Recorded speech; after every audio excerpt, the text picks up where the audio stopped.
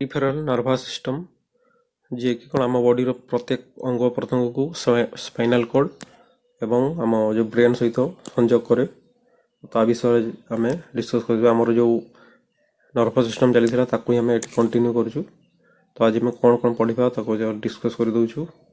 तो ये गला पेरिफेराल नर्भस सिस्टम सहित ता पूर्वर आउ कि देखा जोटा माने स्नायु तंत्र को 3 भाग विभक्त कर ताकू ता सहित हम तो कौन आज मेन डिस्कस करिए प्रांतीय आला स्वयंक्रिय स्नायु तंत्र से भितर केते प्रकार नार्व अच्छी क्रेनियल नार्व तापर आसला सुषुम्ना स्नायु से गुड़ा देखा ता सहित ऑटोनोमस नर्वस सिस्टम ता विषय डिस्कस हम तापर पुणी से गुड़ा ऑटोनोमस नर्वस सिस्टम जो 2 प्रकार अच्छी सिंपैथेटिक पारासिम्पैथेटिक ता विषय डिस्कस कर ता सहित हाँ ये तो पारासिम्पैथेटिक आसीगला तो ये गोटे क्विक रिविजन ये देती ता सहित ये नार्व जो स्नायु कोश विषय ये माने ये देखिए ता सहित ये जो रिफ्लेक्शन ऑलरेडी मु पूर्व पढ़ी तथा ये किसी देदी तो या विषय आज डिस्कस करवा। तो चलते प्रथम स्लाइड तो आसगला प्रांतीय और स्वयंक्रिय स्नायु तंत्र पेरिफेराल ऑटोनोमस नर्वस सिस्टम। तो तो पूर्व यहाँ मुझे यहाँ पेरिफेराल नर्वस सिस्टम जोटा कि कौन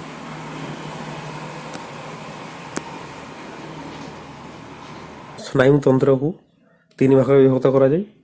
गोटे है प्रांतीय बा केंद्रीय गोटे प्रांतीय आ गोटे है स्वयंक्रिय। तो या ऑलरेडी आम केंद्रीय विषय में ऑलरेडी कही प्रांतीय विषय भी बोधे मु किछि मात्रा कही पूर्वर ता सहित रिफ्लेक्शन से विषय में कहुई आ गोटे स्वयंक्रिय। तो आज आम कौन ये दुईटा को देखा प्रांतीय आउ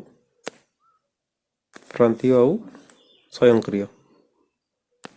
तो आसतु ये हाँ पेरिफेराल नर्वस सिस्टम प्रांतीय स्नायु तंत्र ये तार मुख्य कार्य देखा या कौन करते मस्तिष्क कौन शरीर अन्य अंग मांसपेशी सहित संजोग करुवा विशाल स्नायु नेटवर्क माने मस्तिष्क कि स्पाइनल सहित अन्य जो आम पार्ट अच्छी एगुड़ा हाथ गोड़ पादर मुंड जहाँ भी अच्छी सब गुड़ा को जो कनेक्ट करा जाए जमती कहती सीपीयू सहित जिते सब पार्ट आप माने अलग अलग पार्ट सब संजोग करेंगे जमती गला कोटे गोटे कैमेरा लगेले कोटी जेरक्स मशीन गोटे प्लटर गोटे प्रिंटिंग गोटे सेमती कोटी गोटे माने माइक लगेले स्पीकर तो से सब कौन ये जो संजोग कर केबुल अलग अलग केबुल सब लग जाऊँगी तो से जो केबुलटा सीपीयू सहित कनेक्ट करुँची ताकू माने पेरिफेराल भाया पेरिफेराल सिस्टम भाया ये कहुच्छी। तो ये जमी ब्रेन होगला आम सीपीयू ब्रेन और स्पाइनल कॉर्ड बाकी जो सब अंग प्रत्यंग अच्छी से सबको जो कनेक्ट करुँची जो नर्वस सिस्टम एगुड़ा जमी ये आसगला हाथ को ये कनेक्ट कला एगुड़ा गला गोड़ को गला अलग अंग प्रत्यंग सहित ये जो स्नायु कोश बाहर से गुड़ा कनेक्ट करुँची तो से कहे पेरिफेराल नर्वस सिस्टम। तो ये मुझे देदी आम कौन जी मस्तिष्क सुषुम्ना स्नायु को शरीर अन्य अंग बा मांसपेशी सहित संजोग करुँची से पूरा नेटवर्क जो बिछे अच्छे स्नायु कोश गुड़ा से माने से सिस्टम करुँची पेरिफेराल नर्वस सिस्टम।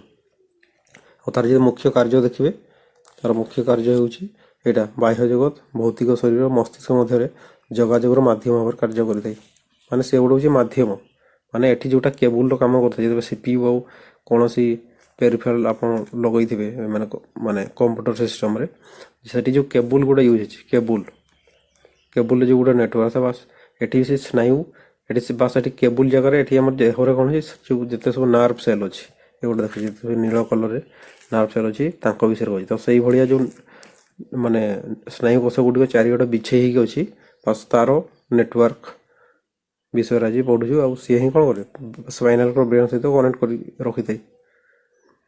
तापर जदि हम देखा जो स्नायु कोश जो अच्छी जे कि पेरिफेराल नर्वस जो स्नायु कोश गुड़ा अच्छी से गुड़ा मुख्यतः 2 प्रकार पेनटा हाँ एगुड़ा 2 प्रकार गोटे है करोटी स्नायु ये ओडिया भी ठीक अच्छी करोटी स्नायु गोटे सुषुम्ना स्नायु इंग्राजी क्रेनियल नर्व ଆଉ ଗୋଟେ କହୁଛେ ସ୍ପାଇନାଲ ନର୍ଭ।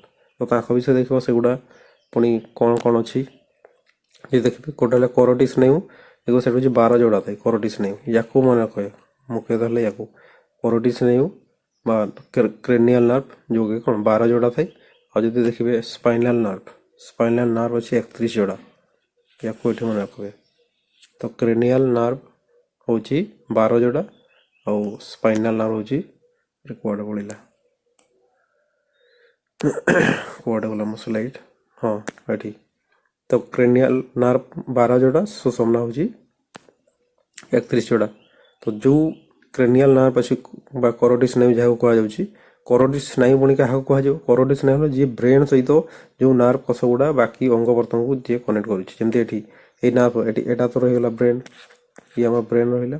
ବ୍ରେନ୍ ସହିତ ଯିଏ କନେକ୍ଟ କରୁଛି ଏଇ ଯେଉଁ ନେଟୱାର୍କ ଦେଖୁଛନ୍ତି, ଏପଟେ କି ସ୍ନାୟୁ କୋଷ ଯେଉଁ ବାହାରିକି ଆମ କ'ଣ ଯେଉଁ ମୁହଁର ସହିତ ମୁହଁରେ ଯେତିକି ଗୁଡ଼ା ଅଙ୍ଗ ପ୍ରତ୍ୟଙ୍ଗ ଅଛି, ଆଖି, ନାକ, ପାଟି ଯାହା ବି ଅଛି, ତାପରେ ଏଠି କେତେ ଗୁଡ଼ିଏ ଗ୍ଲାଣ୍ଡସ୍ ଅଛି, ସେ ଗ୍ଲାଣ୍ଡକୁ ଏଠି କନେକ୍ଟ କରୁଛି। ଏଠି ଯେଉଁ ଏଗୁଡ଼ା ଦେଖିଥିବେ ଏଠି ଅଲରେଡ଼ି ଲୋକେସନ୍ ବି ଦେଇଛି ଏଗୁଡ଼ା କି ଏଗୁଡ଼ା କିଛି ଗ୍ଲାଣ୍ଡ ଅଛି।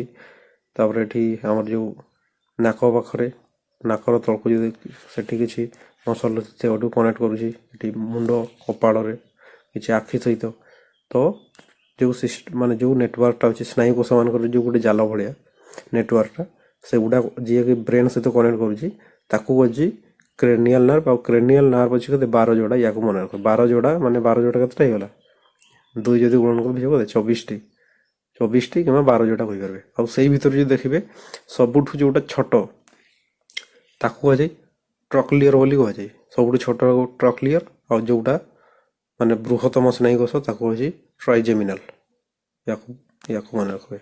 ସବୁଠାରୁ ସ୍ମଲେଷ୍ଟ ହେଉଛି ଟ୍ରକ୍ଲିୟର, ଆଉ ସବୁଠାରୁ ଲାର୍ଜେଷ୍ଟ ହେଇଗଲା ଟ୍ରାଇଜେମିନାଲ। ମାନେ କେଉଁଟା ଯେଉଁ ମାନେ କ୍ରେନିଆଲ ନର୍ଭ ଯେଉଁ ଅଛି ସେମାନଙ୍କ ଭିତରେ, କ୍ରେନିଆଲ ନର୍ଭ ଭିତରେ ସବୁଠୁ ଛୋଟ ଟ୍ରକ୍ଲିୟର, ସବୁଠାରୁ ବଡ଼ ଟ୍ରାଇଜେମିନାଲ। ତ ୟା ବିଷୟରେ ଆପଣ ମନେ ରଖିବେ। ତାପରେ ନେକ୍ସଟକୁ ଆସିଯିବା ସ୍ପାଇନାଲ ନର୍ଭ। ସ୍ପାଇନାଲ ନର୍ଭ କହିଲେ କେତେ 31 ଯୋଡ଼ା। ସେ 31 ଯୋଡ଼ା ଭିତରୁ ଯଦି ସେମାନଙ୍କୁ ଭାଗ କରିବା, ଆଗ ତ ସ୍ପାଇନାଲ ଗୋଟେ ବ୍ରେନ୍ ତଳକୁ ଯେଉଁ ମେରୁଦଣ୍ଡ ଆମର ଅଛି, ବ୍ରେନ୍କୁ ଲାଗିକି ଅଣ୍ଟା ଯାଏ ପୁରା ସେଇଠୁ ଏଠି ଏପଟେ ରହିଲା, ଏପଟେ କ୍ରେନିଆଲ ଥାଏ, ଏପଟେ ଖପୁରି ଲାଗିଥାଏ, ମୁଣ୍ଡର ଖପୁରି। ତା ତଳକୁ ଏଗୁଡ଼ା ଯେଉଁ ଅଛି ସବୁ ଯେଉଁ ମେରୁଦଣ୍ଡ, ଆଉ ସେ ମେରୁଦଣ୍ଡରେ ମୁଁ ପୂର୍ବରୁ କହିଛି ଆମ ମେରୁଦଣ୍ଡରେ ହାଡ଼ କେତେଟା ଅଛି ଟୋଟାଲ 26ଟା ହାଡ଼ ମିଶିକି ଆମ ମେରୁଦଣ୍ଡଟା ତିଆରି ହେଇଛି। ଆଉ ଯଦି ଛୋଟବେଳେ ଦେଖିବେ ସେଇ କେତେ 33ଟା ଥାଏ। ଛୋଟବେଳେ ମାନେ ଛୋଟ ପିଲାମାନଙ୍କର ଥାଏ 33ଟା, ବଡ଼ ହେଲେ କିଛି ହାଡ଼ ଯୋଡ଼ି ହେଇକି 26ଟା ହେଇଯାଏ। ଆଉ ସେଇ 26ଟା ହାଡ଼ ଭିତରୁ ତାଙ୍କର ମଧ୍ୟ ଅଛି ଅଲଗା ଅଲଗା ଅଛି। ଯେତେବେଳେ ଆମେ ସ୍କେଲିଟନ୍ ଯେଉଁ ଟପିକ୍ ଅଛି ତା ବିଷୟରେ ଯେତେବେଳେ ପଢ଼ିବା, ତା ବିଷୟରେ ସେଇ ହାଡ଼ ବିଷୟରେ ଆଉ ଡିଟେଲ୍ ଦେଖିବା। ଏଠି ଆମେ ଦେଖିବା ଯେଉଁ ହାଡ଼ ଯେଉଁ ମେରୁଦଣ୍ଡ ଅଛି ସେଇ ଭିତରେ ଦେଖো କିଛି ଗ୍ୟାପ୍ ଅଛି, ଯେଉଁ ଗ୍ୟାପ୍ ଦେଇକି ଯେଉଁ ସ୍ନାୟୁ କୋଷ ଗୁଡ଼ା କ'ଣ ବାହାରିଛି ଏଗୁଡ଼ା ଦେଖିଦେବେ। ସେଇ ଯେଉଁ ମେରୁଦଣ୍ଡ ଅଛି ସେଇ ଗ୍ୟାପ୍ ଦେଇକି ସ୍ନାୟୁ କୋଷ ଗୁଡ଼ା ବାହାରିଛି। ଆଉ ସେଇ ସ୍ନାୟୁ କୋଷ ଗୁଡ଼ା କେଉଁ ରିଜିଅନ୍ରୁ କେତେଟା ବାହାରିଛି ସେଇ ହିସାବରେ ଏଠି କ'ଣ ତାଙ୍କୁ ବର୍ଗୀକରଣ କରାଯାଇଛି। ଯଦି ଦେଖିବେ ଏଇ ଉପର ହାଡ଼ ଯେଉଁଗୁଡ଼ା ଅଛି ଏମାନଙ୍କୁ କୁହାଯାଏ କ'ଣ ସର୍ଭିକାଲ ବୋଲି କୁହାଯାଏ। ସର୍ଭିକାଲ କୁହାଯାଏ। ଯଦି ହାଡ଼କୁ କୁହାଯାଏ ଏଠି ସେ ସ୍ନାୟୁ କୋଷ ଯେଉଁଗୁଡ଼ା ବାହାରିଛି କିମ୍ବା ହାଡ଼ ତାଙ୍କର ନାମ ସମାନ ହେଇଥାଏ ବା ସଂଖ୍ୟାରେ ଖାଲି ଫରକ ଥାଏ। ଏଠି ଯଦି ମୁଁ ସଂଖ୍ୟା ଏଠି କହିଦେବି, ହାଡ଼ ସଂଖ୍ୟା ଥାଏ 7ଟି ଥାଏ, ଯେଉଁଗୁଡ଼ା ସର୍ଭିକାଲ 7ଟି ଥାଏ। ଥୋରାସିସ୍ ଏଠି 12ଟା, ଏଠି ସ୍ନାୟୁ କୋଷ ଯେତେଟା ଅଛି ହାଡ଼ ବି ସେତେଟା ହିଁ ଥାଏ। ତାକୁ ବି ସେଇ ଥୋରାସିସ୍ କୁହାଯାଏ 12ଟି। ତାପରେ ଆସିଯିବ ଏଠି ଲମ୍ବର ଏଠି କେତେଟା 5ଟି, ୟାର ବି ସେ 5ଟି ହିଁ ହାଡ଼ ବି ଥାଏ 5ଟି। ତାପରେ ଏପଟେ ଯେଉଁ ତଳେ ରହିଯାଉଛି କେଉଁଟା, ଗୋଟେ ହେଲା ସାକ୍ରାଲ ଆଉ ଗୋଟେ ହେଲା କକିଜିଆଲ। ଏଇ କକିଜିଆଲକୁ ଟେଲ୍ ବୋନ୍ ବୋଲି ବି କୁହାଯାଏ। ଏଠି କକିଜିଆଲ ଯେଉଁ ହାଡ଼ ଯେତେବେଳେ ପଢ଼ିବ ସେଇ କକିଜିଆଲକୁ ହିଁ ଟେଲ୍ ହାଡ଼ ବା କୋଡାଲ ବୋନ୍ ବୋଲି କୁହାଯାଏ। ଏଠି କୋଡାଲ ବୋନ୍ ଥାଇ ହେଉଛି କେତେ 4ଟି, ଆଉ ହେଲା ଯେଉଁ ସାକ୍ରାଲ ଥାଏ ଏଠି 5ଟି। କିନ୍ତୁ ଏଇ 5ଟି ଆଉ 4ଟି ଭିତରେ କ'ଣ ହୁଏ, ଏଇ 5ଟି ମିଶିକି ଗୋଟେ ହେଇଯାଏ। ଯେତେବେଳେ ମାନେ ଛୋଟରୁ ଆମେ ଯେତେବେଳେ ବଡ଼ ହେଇ ଆସୁ ଏଇ 5ଟି ମିଶିକି ଗୋଟେ ହେଇଯିବ, ଆଉ ଏଇ 4ଟି ମିଶିକି ହେଇଯିବ ଗୋଟେ। ତ ଟୋଟାଲ ଯଦି ହାଡ଼ ଦେଖିବେ ତ ଏଠି 7 12 କେତେ ହେଲା 19 5 24 ଇଏ 1 25 ଇଏ 1 26। ତ ବଡ଼ ହେଲା ବେଳେ 26, ଆଉ ଯଦି ଛୋଟବେଳେ ଗଣିବେ କେତେ ଗଲା, ଇଏ ତ ମିଶିକି ହେଇଗଲା 24, ଇଏ 24 5 ହେଇଗଲା କେତେ 29, 29 4 ହେଇଗଲା 33। ତ ହାଡ଼ 33 ଯୋଡ଼ା ଛୋଟ ପିଲାମାନଙ୍କ ଠାରେ, ବଡ଼ ହେଇଗଲେ ଏଇ ଯେଉଁ ବାକି ଯେଉଁ ସାକ୍ରାଲର 5ଟି ହାଡ଼ ମିଶିକି ଗୋଟେ ହେଇଯାଏ, କକିଜାଲର 4ଟି ମିଶିକି ଗୋଟେ ହେଇଯାଏ। ତ ସେଠି ଆମର ଏଠି କମିଯାଉଛି 7ଟା ହାଡ଼, ମାନେ ଏଠି 33ରୁ ଯଦି 7 ଏଠି ବିয়োଗ କରିଦେବ ହେଇଯିବ 26ଟି। ତ ହାଡ଼ ଅଛି 26ଟି। ତ ୟା ବିଷୟରେ ଆମେ ଡିଟେଲ ଦେଖିବା ଯେଉଁ ବୋନ୍ ବିଷୟରେ ଯେତେବେଳେ ପଢ଼ା ହେବ ସ୍କେଲିଟନ୍। ତ ଏଠି ମୁଁ କ'ଣ ଗୋଟେ ଡିଫରେନ୍ସ ଜାଣିବା ପାଇଁ ଏଠି ମୁଁ କହିଦେଲି। ତ ଯଦି ସ୍ନାୟୁକୋଷ ଏଠି ଯେଉଁ ଗ୍ୟାପ୍ ଦେଇକି ଯେଉଁ ସ୍ନାୟୁକୋଷ ଗୋଟେ ବାହାରିଛି, ତ ସ୍ନାୟୁକୋଷ କେତେଟି ଅଛି? ତ ପ୍ରଥମ ଯେଉଁ ଏଇ ହାଡ଼ ମାନଙ୍କର ଯେଉଁ ବାହାରିଛି ସ୍ନାୟୁକୋଷ, ସେଠି ଅଛି ମାନେ 8 ଯୋଡ଼ା। ତ ସର୍ଭିକାଲ 8 ଯୋଡ଼ା ଅଛି। ତାପରେ ଯଦି ଦେଖିବା ଥରାସିସ୍ରେ 12 ଯୋଡ଼ା ସ୍ନାୟୁକୋଷ। ଏଠି ମୁଁ ଅଲରେଡ଼ି କ'ଣ ଏଠି ବ୍ରାକେଟ୍ ଦେଇଛି ଉପରଟାରେ। ଏଠି ତ ଆସିଯିବ କ'ଣ, ଏଠି ଆସିଯିବ 8 ଯୋଡ଼ା। ଏଠି ଏଇ ଗୋଟେ ହେଇଗଲା 12, ଏଇଠୁ ଏତିକି ଯାଇ ଦେଖୁଥିବେ ଇଏ ହେଲା 12 ଯୋଡ଼ା। ତାପରେ ତା ତଳକୁ ଯେଉଁ ଅଛି ଲମ୍ବର ଏଇଗୁଡ଼ା ହେଲା 5। ତାପରେ ଏଠି ଆସିଲା ସାକ୍ରାଲ ବି ହେଲା 5। ଏଠି ଅଲରେଡ଼ି ମୁଁ ଲେଖିଦେଇଛି ସାକ୍ରାଲ। ଏମାନଙ୍କୁ T1 ମାନେ ଏଠି ଯେଉଁ ଥରାସିସ୍ର ହାଡ଼ ଅଛି, ତାକୁ ଥରାସିସ୍ର ପ୍ରଥମ ହାଡ଼କୁ T1, T2, T3 ଏମିତି T12 ପର୍ଯ୍ୟନ୍ତ, ସେମିତି ସର୍ଭିକାଲକୁ ବି ସେଇଭଳିଆ ପଢ଼ାଯାଏ। C1, C2, C7, C8 ଏମିତି ଆସିଯିବ। ତାପରେ ଲମ୍ବରକୁ ବି ଦେଖୁଛି ଲେଖିଦେଇଛି ଅଲରେଡ଼ି, ଏଇଭଳିଆକୁ ପଢ଼ାଯାଏ। L1, L5 ପର୍ଯ୍ୟନ୍ତ ଅଛି କେଉଁଟା ଲମ୍ବର, ଏଗୁଡ଼ା 5ଟା ହେଇଗଲା। ସେମିତି ଏଠି ସାକ୍ରାଲ, ୟାକୁ S1, S2 ଏମିତି S5 ପର୍ଯ୍ୟନ୍ତ ଏମିତି ପଢ଼ାଯାଏ। ସାକ୍ରାଲ ଗଲା। ତାପରେ ଅଛି କକିଜିଆଲକୁ Cରେ ୟାକୁ ବି ପଢ଼ାଯାଏ। ୟା ତ ଏଇଟାକୁ ହିଁ ମୁଁ ହେଇଛି ଟେଲ୍ ବୋନ୍, ୟାକୁ ହିଁ କୁହାଯାଏ। ଯେତେବେଳେ ହାଡ଼ ବିଷୟରେ କକିଜିଆଲ ବୋନ୍ କୁହାଯିବ, ୟାକୁ ହିଁ ଟେଲ୍ ବୋନ୍ ବୋଲି କୁହାଯାଏ ବା କୋଡାଲ ବୋନ୍ ବୋଲି କୁହାଯାଏ, ଯେଉଁଟା ଏଇଠି ଲାଷ୍ଟ ଲାଞ୍ଜ ଭଳିଆ ଦେଖାଉଛି। ତ ଇଏ ହେଇଗଲା ଆମର କେଉଁଟା ସ୍ପାଇନାଲ ନର୍ଭ। ତ ସ୍ପାଇନାଲ ନର୍ଭ ହେଇଗଲା 31 ଯୋଡ଼ା। ଆଉ କ୍ରେନିଆଲ ନର୍ଭ ଯେଉଁଟା କରଟି ସ୍ନାୟୁ କେତୋଟି 12 ଯୋଡ଼ା। ଚାଲନ୍ତୁ ନେକ୍ସଟକୁ। ଏଠି ଆସିଗଲା ଅଟୋନମସ୍ ନର୍ଭସ୍ ସିଷ୍ଟମ୍। ତ ସିଏ ଗଲା ପେରିଫେରାଲ ନର୍ଭସ୍ ସିଷ୍ଟମ୍, ସେଗୁଡ଼ା ଅଛି। ଆଉ ସେତିକି ଇମ୍ପୋର୍ଟାଣ୍ଟ ଆମ ମାନେ ଏକ୍ଜାମ୍ ପାଇଁ, ସେଗୁଡ଼ା ଆପଣ ଦେଖିନେବେ। ତା ସହିତ ଆସିଗଲା ଏବେ autonomous nervous system. Autonomous nervous system ଯେଉଁ ସ୍ୱୟଂକ୍ରିୟ ସ୍ନାୟୁତନ୍ତ୍ର, ଯେଉଁ କାର୍ଯ୍ୟ ଗୁଡ଼ା ଆମର ଆପେ ଆପେ ହେଉଛି, ଯେଉଁ କାର୍ଯ୍ୟ ଗୁଡ଼ା ଏଠି ଦେଖିବା ତ କୋଉଟା ହେଲା ଲଙ୍ଗସ୍ ହେଇଗଲା, ମାନେ ଏଇଟା ଲଙ୍ଗସ୍ ହେଇଗଲା, ଏଠି ହାର୍ଟ ହେଇଗଲା, ଇଏ ହାର୍ଟ ହେଇଗଲା, ଏଠି ହେଇଗଲା ଷ୍ଟମାକର ସ୍ମଲ୍ ଇଣ୍ଟେଷ୍ଟାଇନ୍, ଲାର୍ଜ ଇଣ୍ଟେଷ୍ଟାଇନ୍, ଏଗୁଡ଼ା କ'ଣ ଆପେ ଆପେ ହିଁ କାର୍ଯ୍ୟ କରିଥାଏ। ଆପଣଙ୍କୁ ଅର୍ଡ଼ର ମାଗିବା ପାଇଁ ପଡ଼େନି ବ୍ରେନ୍ ଠାରୁ। ଯଦି ଆପଣ ଏଠି ଖାଉଛନ୍ତି, ଷ୍ଟମାକକୁ ଖାଦ୍ୟ ଗଲା ମାନେ ସେଠି କ'ଣ ହେବ, ସେଠି ହଜମ କ୍ରିୟା ଆରମ୍ଭ ହେଇଯିବ। ସେମିତି ହଜମ କ୍ରିୟା ହେବ ଏଠି ବି ହଜମ କ୍ରିୟା ହେଇକି କ'ଣ ଅବଶୋଷଣ କାର୍ଯ୍ୟଟା ଇଣ୍ଟେଷ୍ଟାଇନ୍ରେ ହୁଏ, ଅବଶୋଷଣ ହେବ। ତ ଏଗୁଡ଼ା ପାଇଁ କ'ଣ ବ୍ରେନ୍ ବା ସ୍ପାଇନାଲ କର୍ଡ ଠାରୁ ଏଠି ଅର୍ଡ଼ର ନେବାକୁ ପଡ଼େନି, ଆପେ ଆପେ ଚାଲିଥାଏ। ତ ଆପେ ଆପେ ଚାଲିଲେ ବି କେହି ତ ୟା ବିଷୟରେ କ'ଣ ଇନଫର୍ମେସନ୍ ରଖୁଥିବ କିଛି ନା କିଛି, ମାନେ ବ୍ରେନ୍, ମାନେ ଯେଉଁ ବ୍ରେନ୍ ଅଛି କିଛି ତ ୟା ବିଷୟରେ ବି ଇନଫର୍ମେସନ୍ ମାନେ କାମ କରୁଥିବ। ତ ତାକୁ ହିଁ କୁହାଯାଏ ଅଟୋନୋମସ୍ ନର୍ଭସ୍ ସିଷ୍ଟମ୍, ଯେଉଁଟା ଆମ ସ୍ୱୟଂକ୍ରିୟ ଭାବରେ ଚାଲିଛି, ସେଇ କାର୍ଯ୍ୟ ଗୁଡ଼ା କରୁଛି, ତାକୁ କଣ୍ଟ୍ରୋଲ କରିବାରେ ସାହାଯ୍ୟ କରେ। ସେମିତି ହାର୍ଟବିଟ୍ କ'ଣ ଅଟୋମେଟିକ୍ ଚାଲିଥାଏ ସବୁବେଳେ। ଆପଣ ମାନେ ଅର୍ଡ଼ର ନେବା ପାଇଁ ପଡ଼ିବନି କି ହାର୍ଟବିଟ୍ ମାନେ ଚାଲିବ କି ବନ୍ଦ ହେବ। କିମ୍ବା ଲଙ୍ଗସ୍ ଯେତେବେଳେ ନିଶ୍ୱାସ ପ୍ରଶ୍ୱାସ ନେଉଛନ୍ତି, ସେ ଅଟୋମେଟିକ୍ ଅକ୍ସିଜେନ୍ କ'ଣ ସେଠି ଆବଜର୍ବ କରୁଛି, ପୁଣି କାର୍ବନ ଡାଇଅକ୍ସାଇଡ୍ ଛାଡ଼ୁଛି, ସେଇଟା ଅଟୋମେଟିକ୍ ଚାଲିଛି। ତ ତାକୁ ହେଉଛି ଅଟୋନୋମସ୍ ନର୍ଭସ୍ ସିଷ୍ଟମ୍। ସେସବୁରେ ଏଇସବୁ ପାର୍ଟ ଗୁଡ଼ା ଆସେ, ଯେଉଁଟା କ'ଣ ଆପେ ଆପେ କାର୍ଯ୍ୟ କରୁଛି। ଆଉ ଏଇ ଅଟୋନୋମସ୍ ନର୍ଭସ୍ ସିଷ୍ଟମ୍କୁ ଯେ ଡିସ୍କଭର କରିଥିଲେ, ୟାକୁ ମନେ ରଖିବେ ଲାଙ୍ଗଲେ। ଆଉ ସେ ଲାଙ୍ଗଲେ ମନେ ରଖନ୍ତୁ, ହେଇଗଲା। ୟା ଫୁଲ୍ ନାମ ଦରକାର ନାହିଁ। ତ ଲାଙ୍ଗଲେ ମନେ ରଖିବେ, ଲାଙ୍ଗଲେ ଯିଏକି ଅଟୋନୋମସ୍ ନର୍ଭସ୍ ସିଷ୍ଟମ୍କୁ ଡିସ୍କଭର କରିଥିଲେ। ଆଉ ଯଦି ଅଟୋନୋମସ୍ ନର୍ଭସ୍ ସିଷ୍ଟମ୍ ଦେଖିବେ, ତାକୁ ଦୁଇ ଭାଗରେ ମାନେ ବିଭକ୍ତ କରାଯାଇଛି। ଗୋଟେ ହେଲା ସିମ୍ପାଥେଟିକ୍, ଆଉ ଗୋଟେ ହେଲା ପାରାସିମ୍ପାଥେଟିକ୍। ତ ସିମ୍ପାଥେଟିକ୍, ପାରାସିମ୍ପାଥେଟିକ୍। ତାପରେ ଯଦି ଆମେ ସିମ୍ପାଥେଟିକ୍ ବିଷୟରେ ଦେଖିବା, ସିମ୍ପାଥେଟିକ୍ ନର୍ଭସ୍ ସିଷ୍ଟମ୍ ତାର କାମ କ'ଣ, ଆଉ ତାର କାମ ପୂର୍ବରୁ ଏଠି ତାକୁ ଦେଖିନିଅନ୍ତୁ, ତାକୁ ଆଉ କ'ଣ କୁହାଯାଏ। ୟାକୁ ଥୋରାକୋଲମ୍ବର ସିଷ୍ଟମ୍ ବୋଲି କୁହାଯାଏ। ଥୋରାକୋଲମ୍ବର କହିପାରୁଛ, ୟାକୁ ବାସ୍ ୟାକୁ ସିଧା ୟାକୁ ମାନଙ୍କୁ ଥୋରାକୋଲମ୍ବର ସିଷ୍ଟମ୍ ମଧ୍ୟ କୁହାଯାଏ। ଆଉ ସିମ୍ପାଥେଟିକ୍ ନର୍ଭସ୍ ସିଷ୍ଟମ୍କୁ ଏଠି ମୁଁ ଚିତ୍ର ଆଣିପାରିନି, ନହେଲେ ଦେଖେଇ ଦିଅନ୍ତେ କାହିଁକି, ମାନେ କେଉଁ ରିଜିଅନ୍କୁ କୁହାଯାଏ, ସେଗୁଡ଼ା ଦରକାର ବି ନାହିଁ। ତ ଥୋରାକୋଲମ୍ବର ସିଷ୍ଟମ୍ ଆଉ ସିମ୍ପାଥେଟିକ୍ ନର୍ଭସ୍ ସିଷ୍ଟମ୍କୁ କୁହାଯାଏ। ଆଉ ଯଦି ତାର ମୂଳ ଯଦି କାର୍ଯ୍ୟଟା ଦେଖିବେ କ'ଣ ଫାଇଟ୍ ଆଣ୍ଡ ଫ୍ଲାଇଟ୍ ଏମିତି ଗୋଟେ ୱାର୍ଡ଼ ଥିଲା କେଉଁଠି, ଯେତେବେଳେ ଆଡ୍ରେନାଲ୍ ସିଷ୍ଟମ୍, ଆଡ୍ରେନାଲ୍ ଗ୍ରନ୍ଥି ଯେଉଁ ପଢ଼ୁଥିଲେ, ସେଠି ଯେଉଁ ଆଡ୍ରେନାଲ୍ ଗ୍ରନ୍ଥିରେ ଯେଉଁ ଆଡ୍ରେନାଲ୍ ହରମୋନ୍ ଯେଉଁ କ୍ଷରିତ ହେଉଥିଲା ଆଡ୍ରେନାଲିନ୍ ହରମୋନ୍ କ୍ଷରିତ ହେଉଥିଲା ସିଏ କାର୍ଯ୍ୟ କରାଉଥିଲା ଫାଇଟ୍ ଆଣ୍ଡ ଫ୍ଲାଇଟ୍ ହରମୋନ୍ ଭୟ ସମୟରେ ଏମର୍ଜେନ୍ସି ସମୟରେ। ତ ଇଏ ସେଇଭଳିଆ କାର୍ଯ୍ୟ ଦେଇଥାଏ ମାନେ କ'ଣ ଫାଇଟ୍ ଆଣ୍ଡ ଫ୍ଲାଇଟ୍ ମାନେ ସେଇଭଳିଆ ସିଚୁଏସନରେ ଇଏ କ'ଣ କାର୍ଯ୍ୟ କରାଇଥାଏ। ଇଏ ସେଇ ସମୟରେ କାର୍ଯ୍ୟ ଯେତେ ସବୁ ହୁଏ ଆମ ବଡ଼ିରେ ତାକୁ ନିୟନ୍ତ୍ରଣ କରିଥାଏ। ଆଉ ତାର ଯଦି କାର୍ଯ୍ୟ କ'ଣ ଦେଖିବେ ଇଏ କ'ଣ ତୀବ୍ର ଶାରୀରିକ କାର୍ଯ୍ୟକଳାପ କିମ୍ବା ଚାପ ପାଇଁ ଶରୀରକୁ ପ୍ରସ୍ତୁତ କରେ।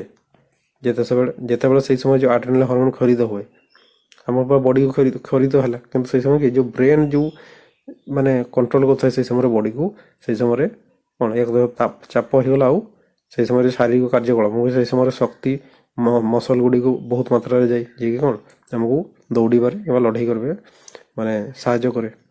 ତ ସେଇ ସମୟରେ ହେଉଛି ଏଇ ସିମ୍ପାଥେଟିକ୍ ନର୍ଭସ୍ ସିଷ୍ଟମ୍ ନିୟନ୍ତ୍ରଣ କରିଥାଏ। ତାପରେ ଇଏ କ'ଣ ଶକ୍ତି ବୃଦ୍ଧି ଏବଂ ସତର୍କତା ପାଇଁ ମସ୍ତିଷ୍କ ହୃତ୍ପିଣ୍ଡ ଏବଂ ଗୁରୁତ୍ୱପୂର୍ଣ୍ଣ ଅଙ୍ଗ ଗୁଡ଼ିକୁ ଦ୍ରୁତ ଗତିରେ ସଂଯୋଗ କରେ। ଯେହେତୁ ସେଇ ସମୟରେ କ'ଣ ଆପଣ ମାନେ ଅଧିକ ଦୌଡ଼ିବେ କି ଲଢ଼େଇ କରିବେ ତ ଅଧିକ ଏନର୍ଜି ଦରକାର ମାନେ ହାର୍ଟ ବି ଅଧିକ ମାତ୍ରାରେ ଚାଲିବ, ମାନେ ଅକ୍ସିଜେନ୍ ଦରକାର ଅଧିକ ଅକ୍ସିଜେନ୍ ଗଲେ ଯାଇ ମାଇଟୋକଣ୍ଡ୍ରିଆକୁ ସେଠି ଯେଉଁ ଖାଦ୍ୟ ଯାଇଥିବ ସେଠି ପ୍ରତିକ୍ରିୟା ହେଇକି ଏଟିପି ତିଆରି ହେବ।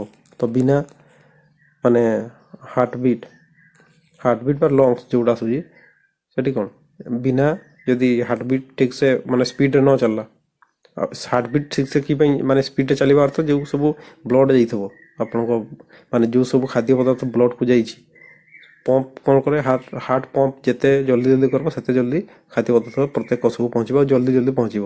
ଆଉ ଯେତେ ଜଲ୍ଦି ପହଞ୍ଚିବ ସେଠି ଏଟିପି ତିଆରି ହେବା କାର୍ଯ୍ୟଟା ହୁଏ। ତ ସେସବୁ କାର୍ଯ୍ୟ ପାଇଁ ଏଗୁଡ଼ା କ'ଣ କାର୍ଯ୍ୟ ମାନେ ନିୟନ୍ତ୍ରଣ କରିଥାଏ କିଏ ସିମ୍ପାଥେଟିକ୍ ନର୍ଭସ୍ ସିଷ୍ଟମ୍। ତ ଏଇ ଶକ୍ତି ବୃଦ୍ଧି କରିବାରେ ଓ ସତର୍କତା ପାଇଁ ମସ୍ତିଷ୍କ ଆଉ ହୃତ୍ପିଣ୍ଡ ଏବଂ ଗୁରୁତ୍ୱପୂର୍ଣ୍ଣ ଅଙ୍ଗ ଗୁଡ଼ିକୁ କ'ଣ ଗୁରୁତ୍ୱପୂର୍ଣ୍ଣ ଅଙ୍ଗ ସେ ସମୟରେ ଆମର ଯେଉଁ ମାଂସପେଶୀ ଯେଉଁଗୁଡ଼ା ଅଛି ହାତ ହେଇଗଲା ଗୋଡ଼ ହେଇଗଲା ତ ସେଇ ଗୁରୁତ୍ୱ ଅଙ୍ଗ ଗୁଡ଼ିକୁ ଦ୍ରୁତ ଗତିରେ ସଂଯୋଗ କରିଥାଏ। ତ ଇଏ ଗଲା ସିମ୍ପାଥେଟିକ୍ ନର୍ଭସ୍ ସିଷ୍ଟମ୍। ଏଠି ତ ୟାକୁ ମନେ ରଖିବେ ମେନ୍ ଯେଉଁଟା ପରୀକ୍ଷା ପାଇଁ ଗୋଟେ ହେଲା ଫାଇଟ୍ ଆଣ୍ଡ ଫ୍ଲାଇଟ୍ ୟାକୁ କୁହାଯାଏ। ଥରାକ ନର୍ଭସ୍ ସିଷ୍ଟମ୍ ମଧ୍ୟ ୟାକୁ କୁହାଯାଏ। ମୁଖ୍ୟ କାର୍ଯ୍ୟ ଇଏ କ'ଣ ଥାଏ ଶକ୍ତି ବୃଦ୍ଧି ଆଉ ସତର୍କତା ପାଇଁ ମସ୍ତିଷ୍କ ହୃତ୍ପିଣ୍ଡ ଏମାନଙ୍କର ଆଉ ଯେଉଁ ଗୁରୁତ୍ୱପୂର୍ଣ୍ଣ ଅଙ୍ଗ ଗୁଡ଼ିକୁ ଯେଉଁମାନେ ୟା ସହିତ କନେକ୍ଟେଡ୍ ବା ସେଇ ସମୟରେ ଯେତେ ସବୁ ମାଂସପେଶୀ ଗୁଡ଼ିକ ମାନେ ହାତ ଗୋଡ଼ ହେଇଗଲା ସେସବୁକୁ ନିୟନ୍ତ୍ରଣ କରିବାରେ ସାହାଯ୍ୟ କରିଥାଏ। ତାପରେ ଆସନ୍ତୁ ପାରାସିମ୍ପାଥେଟିକ୍। ପାରାସିମ୍ପାଥେଟିକ୍ ପଢ଼ିବା ପୂର୍ବରୁ ଯେଉଁଟା ସିମ୍ପାଥେଟିକ୍ ତାକୁ ଆଉ ଥରେ କ'ଣ ହେଇଛି ଦୁଇ ଭାଗରେ ବିଭକ୍ତ କରାଯାଇଛି। ଗୋଟେ ହେଲା ମଡୁଲେଟେଡ୍ ଆଉ ଗୋଟେ ହେଲା ନନ୍ ମଡୁଲେଟେଡ୍। ନନ୍ ମଡୁଲେଟେଡ୍ ମଧ୍ୟରେ ପାର୍ଥକ୍ୟ ହେଲା ଯେଉଁ ସ୍ନାୟୁ କୋଷ ଅଛି, ମୁଁ ଏଠି ସ୍ଲାଇଡ଼୍ଟା ଆଣିଥିଲି କୁଆଡ଼େ ଗଲା, ଏଇଟା ଦେଖନ୍ତୁ ଏଠି ଯେଉଁ ସ୍ନାୟୁ କୋଷ ଏପଟେ କହୁଛି ଡେଣ୍ଡ୍ରାଇଟ୍, ଇଏ ତ ହେଇଗଲା ଆକ୍ସନ୍। ଏଇ ଆକ୍ସନ୍ ଯେଉଁଟା ଦେଖନ୍ତୁ ଏଇଠି ୟାକୁ ଯେଉଁ ସେଲ୍ ବଡି କୁହାଯାଉଛି, ଏଇଠି ଯେଉଁ ନ୍ୟୁକ୍ଲିୟସ୍ ଅଛି ଏଇଟା ସେଲ୍ ବଡି କୁହାଯାଉଛି। ଏଇଥିରୁ ଯେଉଁ ଏଇଟା ଭିତରେ ଯେଉଁ ନୀଳ କଲର୍ ଆସିଛି ଏଇଟା ତାକୁ କହୁଛି ଆକ୍ସନ୍। ତ ସେଇ ଆକ୍ସନ୍କୁ ଯେଉଁ ଏଠି କଭର୍ କରୁଛି ଏଠି ଗୋଟେ ଆବରଣ ପଡ଼ୁଛି, ଏଗୁଡ଼ା ଯେଉଁ ଗୋଟେ ଆବରଣ ହେଇଗଲା, ଏଇଗୁଡ଼ା ଯେଉଁଟାରେ ଏମିତି ଆବରଣ ଥିବ ତାକୁ କୁହାଯାଏ ମଡୁଲେଟେଡ୍। ଆଉ ଏଇ ଆବରଣ ଗୁଡ଼ା କେଉଁଥିରେ ତିଆରି, ୟାକୁ ମେଲିନ୍ରେ ତିଆରି। ମେଲିନ୍ ଗୋଟେ ହେଲା ହେଉଛି ଫେଟ୍ ଆଉ ପ୍ରୋଟିନ୍ର ଗୋଟେ ଆବରଣଟା, ଏଇଟା ଯେମିତି ତାରରେ ଆବରଣ ହେଇଥାଏ ମାନେ ରବର ଗୋଟେ ଆବରଣ, ସେଇଭଳିଆ ଆକ୍ସନ୍ରେ ଯେଉଁ ଆବରଣ ହେଇଥାଏ ତାକୁ ମେଲିନ୍। ଆଉ ଏଗୁଡ଼ା କେଉଁଥିରେ ତିଆରି, ମେଲିନ୍ ଆବରଣରେ ତିଆରି। ମେଲିନ୍ ଯେଉଁଟାକି ଫେଟ୍ ଆଉ ପ୍ରୋଟିନ୍ରେ ତିଆରି। ତ ଏମିତି ଆବରଣ ଥିଲେ ତାକୁ କୁହାଯିବ ମଡୁଲେଟେଡ୍, ଯଦି ନଥିବ ତାକୁ ନନ୍ ମଡୁଲେଟେଡ୍ ବୋଲି କୁହାଯାଏ। ତ ଆଗ ଆମେ ତାକୁ ଦେଖିବା ଗୋଟେ ଗଲା। ଏଠି ଯେଉଁ ମଡୁଲେଟେଡ୍ କଥା କୁହାଯାଉଛି ସେଇଟା ଯେତେବେଳେ ଯେଉଁ ଆକ୍ସନ୍ ଅଛି ତାର ଯଦି ଆବରଣ ଥିବ ମଡୁଲେଟେଡ୍, ଯଦି ନଥାଏ ନନ୍ ମଡୁଲେଟେଡ୍। ଆଉ ଯେଉଁଟା ମଡୁଲେଟେଡ୍ ଆକ୍ସନ୍ ତାଙ୍କ ଯେଉଁ ସେଇଭଳିଆ ଆକ୍ସନ୍ ଯେତେବେଳେ ଦୁଇଟା ସ୍ନାୟୁକୁ ସହ କନେକ୍ଟ ହେଇଥିବେ ତାଙ୍କ ମଧ୍ୟରେ ଯେଉଁ ଛୋଟ ଯେଉଁ ଗ୍ୟାପ୍ ଥାଏ, ମୁଁ ଯେମିତି ଏପଟେ ଗୋଟେ ଆକ୍ସନ୍ର ଯେଉଁ ଏଣ୍ଡ ନବ୍ ଥାଏ, ଗୋଟେ ସ୍ନାୟୁକୋଷର ଏମିତି ଏଣ୍ଡ ନବ୍ ଥାଏ, ଏଠି ଆଉ ଗୋଟେ ସ୍ନାୟୁକୋଷ ଥିବ ତାର ଯେଉଁ ଡେଣ୍ଡ୍ରାଇଟ୍ ଥାଏ, ଡେଣ୍ଡ୍ରାଇଟ୍ ୟାକୁ କ'ଣ ଏଇଭଳିଆ ଏଠି ମାନେ ଧରି ରଖିବା କାର୍ଯ୍ୟ କରିଥାଏ।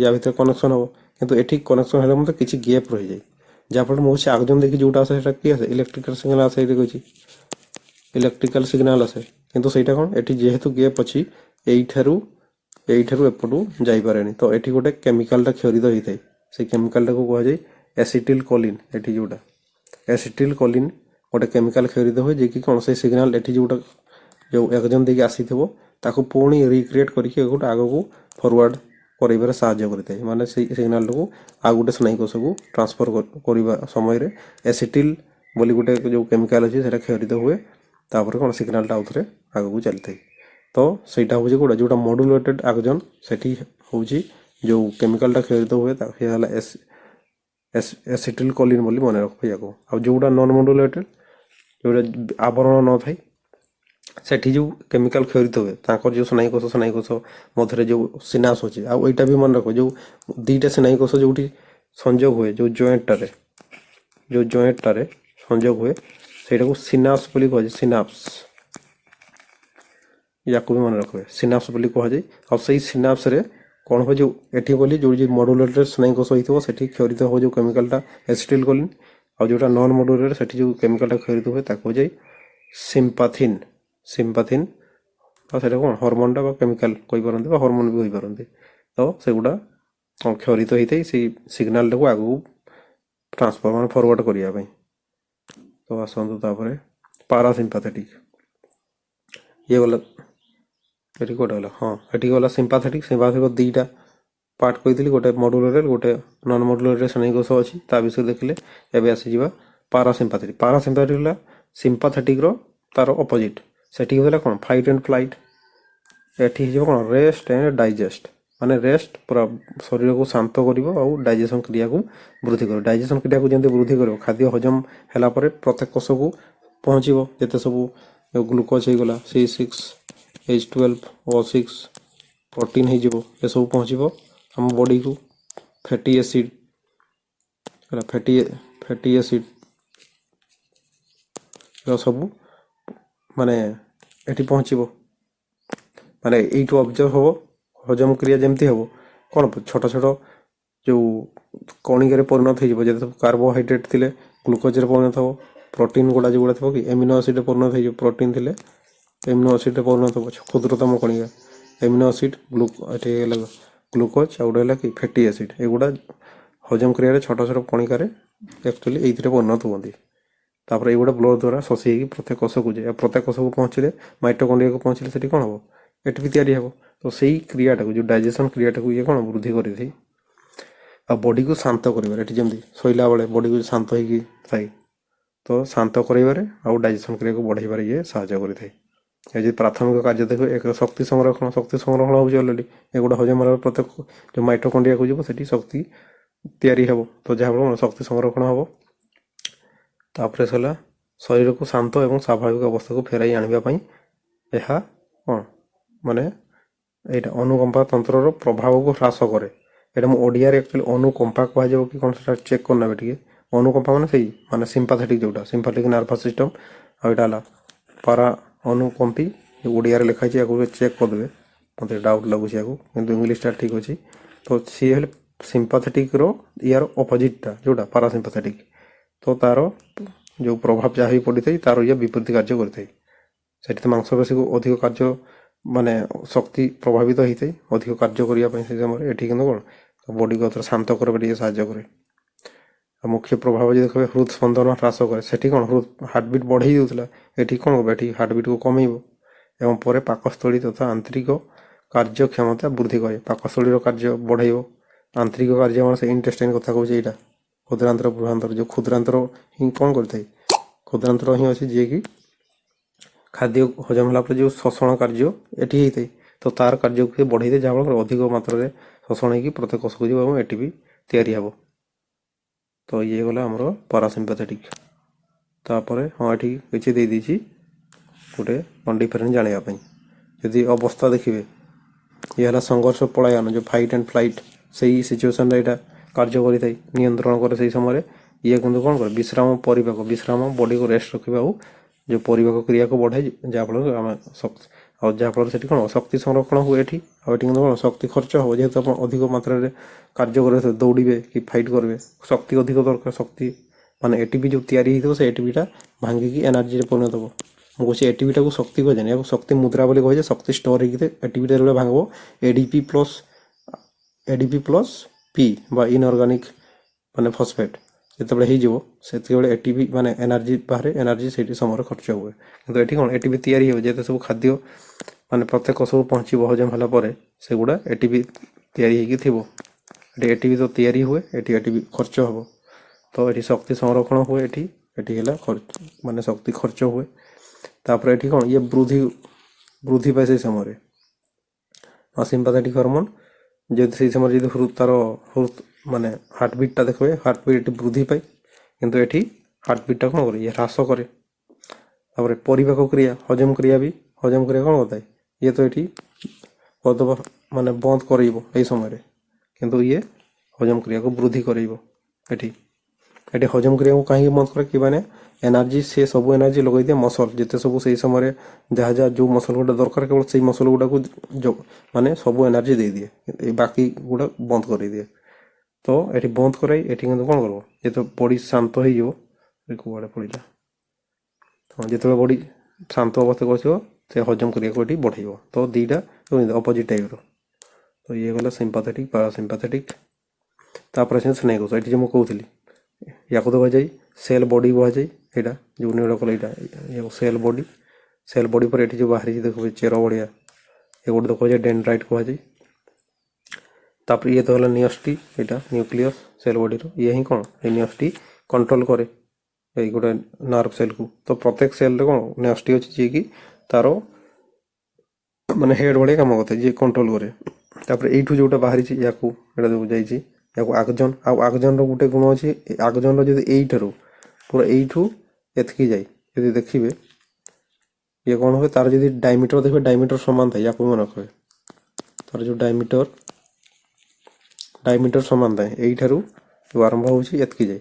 ଆଉ ଯେଉଁଠୁ ଏଠି ଯେଉଁ ଆକ୍ସନ୍ ଆସୁଛି, ମାନେ ଆକ୍ସନ୍ ଯେଉଁଠୁ ଷ୍ଟାର୍ଟ ହେଲା, ଆକ୍ସନ୍ ଷ୍ଟାର୍ଟ ହେବାରୁ ଯେଉଁ ସେଲ୍ ବଡି ସହିତ ଏଠି ଯେଉଁ କନେକ୍ଟ ହେଇଛି, ଦେଖିବେ ଏଠି ଟିକେ ମୋଟାଳିଆ ଅଛି, ଏପଟେ ସରୁ ଅଛି, ଏଠି ଟିକେ ମୋଟାଳିଆ ଅଛି। ୟାକୁ ଆକ୍ସନ୍ ହିଲ୍କ ବୋଲି କୁହାଯାଏ, ଏଇ ପାର୍ଟଟାକୁ ଆକ୍ସନ୍ ହିଲ୍କ କୁହାଯାଏ। ଇଏ ତାପରେ ଯିବା ଆକ୍ସନ୍ରେ ଏଠି ଯେଉଁ ଗୋଟେ ତରଳ ପଦାର୍ଥ ଦେଖିବାକୁ ମିଳେ, ଏଠି ଗୋଟେ ତରଳ ପଦାର୍ଥ ଥାଏ, ସେ ତରଳ ପଦାର୍ଥକୁ ଆକ୍ସୋପ୍ଲାଜମ ବୋଲି କୁହାଯାଏ।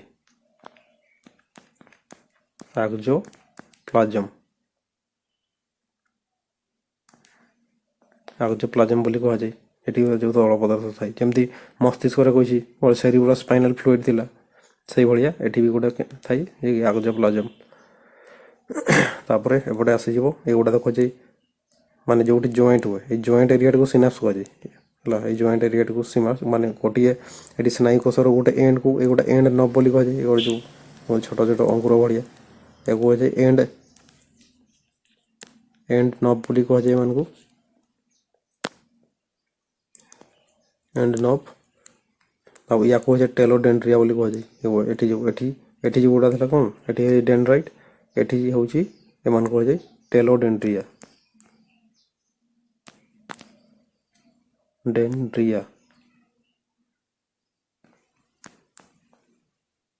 ଟେଲୋଡେଣ୍ଡ୍ରିଆ କୁହାଯାଏ, ଇଏ ହେଲା ଡେଣ୍ଡ୍ରାଇଟ୍। ଆଉ ଏଇ ଟେଲୋଡେଣ୍ଡ୍ରିଆର ତାର ଯଦି ଲାଷ୍ଟ ପଟେ ଦେଖିବେ ଅଙ୍ଗୁର ଭଳିଆ ଯେଉଁ ଟିକେ ବଡ଼ ଅଛି ଓସାରିଆ, ତାକୁ ଏଣ୍ଡ ନବ୍। ସେଇ ଏଣ୍ଡ ନବ୍ ସହିତ ଏପଟେ ଥିବ ଆଉ ଗୋଟେ ସ୍ନାୟୁକୋଷ। ଏଠି ଯେମିତି ହେଡ୍ ଅଛି, ସେଇ ହେଡ୍ଟା ଥିବ ଏପଟେ। ଆଉ ଇଏ କ'ଣ କରେ, ଏଇ ଯେଉଁ ଡେଣ୍ଡ୍ରାଇଟ୍ କୋଷ ଗୁଡ଼ା ଯେଉଁ କହୁଛି, ଏଇଟା ଡେଣ୍ଡ୍ରାଇଟ୍ ଗୁଡ଼ା ଏଇ ଏଣ୍ଡ ନବ୍କୁ ଏଠି କନେକ୍ଟ ହେଇଥାଏ। ଆଉ ତାଙ୍କ ଭିତରେ ଯେତେ କନେକ୍ଟ ହେଲା ମଧ୍ୟ ଟିକେ ଗ୍ୟାପ୍ ଥାଏ, ସେ ଗ୍ୟାପ୍ଟାକୁ ଜଏଣ୍ଟଟାକୁ କୁହାଯାଏ ସିନାପ୍ସ ହେଲା। ସେ ଜଏଣ୍ଟଟାକୁ ସିନାପ୍ସ ହେଇଯାଏ। ଆଉ ସେଠି ଯେଉଁ ଗୋଟେ କେମିକାଲ କ୍ଷରିତ ହୁଏ, କେଉଁଟା କହିଲି, ଏସିଟିଲ୍ କୋଲିନ୍ କେଉଁଟା ସିମ୍ପାଥିନ୍। ତ ସେଇ ହରମୋନ୍ ଗୁଡ଼ା ବା କେମିକାଲ ଗୁଡ଼ା କ୍ଷରିତ ହେଇଥାଏ, ତାର ଯେଉଁ ସିଗ୍ନାଲଟାକୁ ଆଗକୁ ବଢ଼େଇବା ପାଇଁ। ଆଉ ଏଠି ୟାକୁ ମନେ ରଖିବେ, 100 ବିଲିୟନ୍ ଆଭରେଜ, ମାନେ ଗୋଟେ ଆପ୍ରୋକ୍ସ 100 ବିଲିୟନ୍ ସ୍ନାୟୁକୋଷ ଆମ ବଡ଼ିରେ ଅଛି। 100 ବିଲିୟନ୍ ମାନେ ଏଠି ଯେଉଁ 10 11 ହେଉଛି, ଆକ୍ଚୁଆଲି ହେଉଛି 10⁻11 ହେଲା। ଏଇଟା 10⁻11, 100 ବିଲିୟନ୍ ସ୍ନାୟୁକୋଷ ଅଛି ଆମ ବଡ଼ିରେ, ୟାକୁ ମନେ ରଖିବେ। ଆଉ ୟାକୁ ହିଁ କୁହାଯାଏ କ'ଣ, କୁହାଯାଏ functional and structural unit of the nervous system, ବା ଗଠନମୂଳକ ବା କାର୍ଯ୍ୟକାରୀର କ୍ଷୁଦ୍ରତମ ଏକକ ବୋଲି ୟାକୁ କୁହାଯାଏ। ମାନେ ସବୁଠାରୁ କ୍ଷୁଦ୍ରତମ ଯେଉଁ କୋଷ ଅଛି, ସ୍ନାୟୁ କୋଷ ଦ୍ୱାରା ହିଁ ନର୍ଭସ୍ ସିଷ୍ଟମ୍ଟା ପୁରା ତିଆରି ହେଇଛି। ସେଥିପାଇଁ ୟାକୁ ଗଠନମୂଳକ ବା କାର୍ଯ୍ୟକାରୀ କ୍ଷୁଦ୍ରତମ ଏକକ ବୋଲି କୁହାଯାଏ। ତାପରେ ଏଠି ତ ରିଫ୍ଲେକ୍ସେସନ୍ ଅଲରେଡ଼ି ପୂର୍ବରୁ କହିଥିଲି, ଯେମିତି ଆପଣ ଗରମ ଜିନିଷକୁ ହଠାତ୍ରେ ହାତ ବାଜିଯିବ, ସେଇଟା କ'ଣ ଗୋଟେ ସିଗ୍ନାଲ ଯିବ ସାଙ୍ଗେ ସାଙ୍ଗେ ସ୍ପାଇନାଲ୍ ପାଖକୁ, ସ୍ପାଇନାଲ୍ କର୍ଡ଼ ସାଙ୍ଗେ ସାଙ୍ଗେ ଏଠୁ ଆକ୍ସନ୍ ମାନେ ଆଦେଶ ଦେବ କାହାକୁ, କାର୍ଯ୍ୟକାରୀ ଅଙ୍ଗ। ଏଠି ଯେଉଁ ମସଲ୍ ଗୁଡ଼ା ଅଛି ହାତରେ, ସେଠି କାର୍ଯ୍ୟକାରୀ ଅଙ୍ଗକୁ ଆଦେଶ ଦେବ, ଇଏ ସାଙ୍ଗେ ସାଙ୍ଗେ ସଂକୁଚିତ ହେବ, ଦେଇକି ସାଙ୍ଗେ ସାଙ୍ଗେ ଯାକ କ'ଣ ହଟିଯିବ, ଏପଟେ ପଛକୁ ପଳେଇବ। ତାଉ ଏଠି ବି ଯଦି ଦେଖିବେ ଆଉ ଗୋଟେ ହେଉଛି ମୋନୋସିନାପ୍ଟିକ୍ ରେସ୍ପନ୍ସ ବୋଲି ବି ଗୋଟେ ଅଛି। ସେଠି କ'ଣ ହୁଏ, ଗୋଟିଏ ମୋଟର ସ୍ନେହ, ଆଉ ଏଠି ଯେଉଁ ସ୍ନାୟୁ କୋଷ ଦେଇକି ଯାଉଛି ୟାକୁ କୁହାଯାଏ ସେନ୍ସରି, ୟାକୁ ସେନ୍ସରି ସ୍ନାୟୁ କୋଷ, ତାକୁ କୁହାଯାଏ ସେନ୍ସରି ସ୍ନାୟୁ କୋଷ ବୋଲି କୁହାଯାଏ।